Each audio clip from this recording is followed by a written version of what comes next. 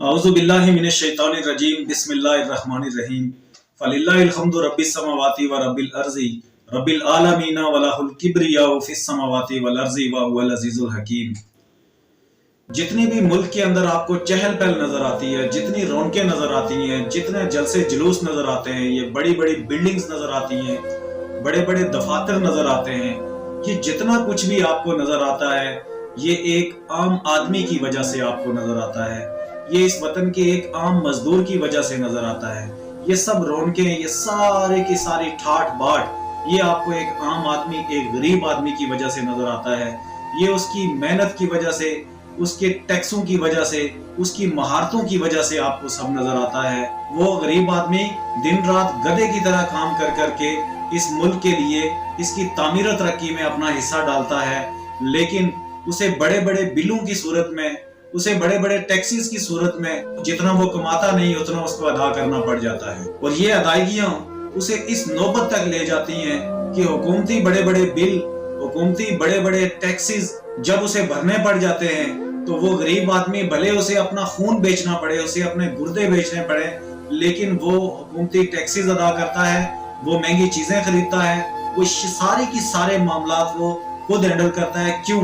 क्योंकि उसे मुल्क छोड़ने की आदत नहीं है, वो भाग नहीं सकता, उसकी मजबूरियां हैं। वो इस वतन अजीज को खुशियों में साथ रह के गमों में छोड़कर जाने की ताकत नहीं रखता। जबकि अशराफिया जितना भी है उसका यही ट्रेंड है कि वतन अजीज में आओ, 5 साल इलेक्शन लड़ो, खूब लूट मार करो और खूब धांधलियां वगैरह करके जितना आप कर सकते हो, जितना इस वतन अजीज को नुकसान पहुंचा सकते हो वो पहुंचाने के बाद आप लोग निकल जाओ। कभी आप लंदन निकल जाए, कभी अमेरिका, कभी कनाडा। हमारे हुक्मरान बड़े बड़े ममालिक में निकल जाते हैं और 5 साल वहां रह के पाकिस्तान के अंदर, वतन अजीज के अंदर जो भी गवर्नमेंट बने, फिर उसकी बुराइयां करना, सेंसिटिव इश्यूज को छेड़कर उस हुकूमत को गिराने की प्रैक्टिस की जाती है। फिर यही गरीब आवाम उसकी बातों में आकर बड़े बड़े जुलूस अटेंड करती है, बड़ी बड़ी हड़तालें करती है, बड़े बड़े धरने दिए जाते हैं। फिर उस हुकूमत को गिराकर नई हुकूमत कायम की जा सकती है ताकि नए असासे बना सके, नई इनकम जनरेट कर सके, ज्यादा से ज्यादा मुल्क से डॉलर बाहर भिजवा सके, ज्यादा से ज्यादा अपनी इनकम के सोर्सेज पैदा किए जा सके, ज्यादा से ज्यादा इस मुल्क से लूट मार की जा सके, जितना जहां यहाँ से वसूल हो सकता है वो वसूल किया जा सके। और फिर अगले 5 सालों के लिए वो शख्स भी वतन अजीज को छोड़कर निकल जाता है। ये निकलने की रवायत की वजह से वतन अजीज को बड़ा नुकसान पहुंचा है। गरीब आदमी जो बमुश्किल दिहाड़ी लगाया करता था, अब उसे दिहाड़ी मिलना भी मुश्किल हो चुकी है। सौदा सल्फ जितनी भी चीजें हैं बेइंतहा महंगी हो चुकी हैं। आम आदमी का जीना मुश्किल हो चुका है। कब आम आदमी की जिंदगी में ये आसानियां आएंगी कि वो अपनी पसंद की चीजें खरीद सके, वो पसंद का खा सके, वो पसंद का पहन सके, वो घूमने फिरने जा सके, वो भी मुल्क की सैर तफरी को निकल सके, वो भी वतन अजीज की अच्छी अच्छी जगह देख सके, अपनी और अपनी फैमिली को बड़ी बड़ी शॉपिंग्स करवा सके।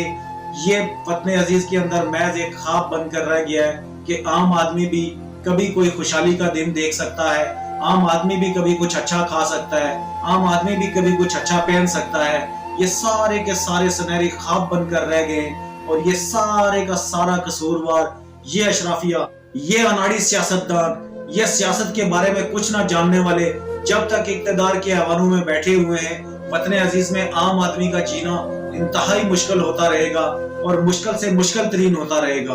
होना तो कुछ ऐसा चाहिए था कि आम आदमी की जिंदगी में आसानियां लाई जाती, एक मजदूर की जिंदगी में आसानियां लाई जाती, ताकि वो वतन अजीज की तामीर और तरक्की में बढ़ चढ़ कर अपना किरदार अदा कर सके। वो वतन अजीज के लिए अपनी सलाहियतों को मजीद निखार के साथ पेश कर सके, ईमानदारी आए, छोटे तबके की जिंदगी में आसानियां होती, उनकी तनख्वाहें बहुत अच्छी होती ताकि वो अपने काम को ईमानदारी के साथ सर अंजाम देते। पुलिस की तनख्वाहों में इजाफा होता ताकि वो और भी ईमानदारी के साथ काम कर सकती। चेक एंड बैलेंस का एक सिस्टम होता ताकि किसी गरीब के साथ कोई ज्यादती ना कर पाता। अदालतों का निजाम ठीक होता ताकि 30-30 साल गरीब आवाम को अदालतों के चक्कर न लगाने पड़ते।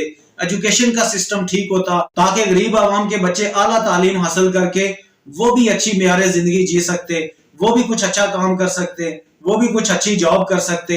मगर बदकिस्मती से आम आदमी को कभी फोकस किया ही नहीं गया, आम आदमी की जिंदगी को कभी स्टडी नहीं किया गया, आम आदमी की मुश्किलात को कभी स्टडी नहीं किया गया। عام آدمی کے لیے کبھی پلاننگز نہیں بنائی گئی، عام آدمی کی زندگی کو کبھی سمجھا ہی نہیں گیا۔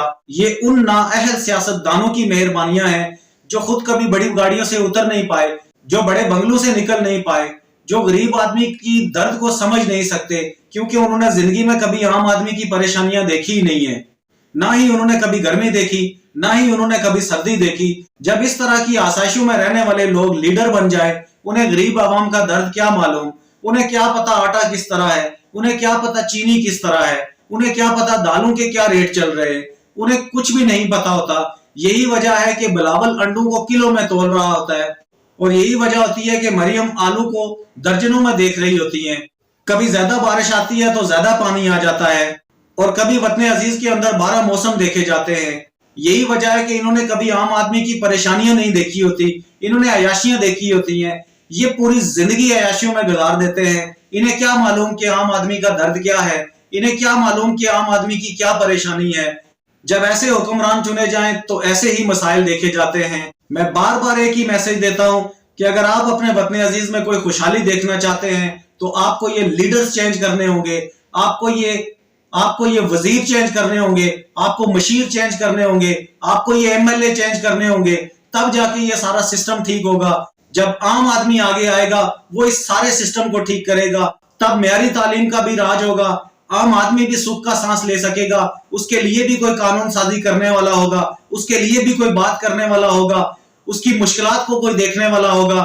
انصاف کا راج تبھی ہو سکتا ہے جب ان ساری سیاسی پارٹیوں کو، ان ساری وہ سیاسی پارٹیاں جنہوں نے پورے پاکستان، پورے آزاد کشمیر میں گند پھیلا رکھا ہے، جب ان کا خاتمہ ہوگا، جب عوام ان کی طرف دیکھنا بند کرے گی، جب عوام مزاحمت کرے گی، جب عوام ان کو ووٹ نہیں کرے گی، تب جا کے یہ ساری سیاسی پارٹیوں کے راستے رکیں گے اور عام آدمی کو آگے آنے کا موقع ملے گا۔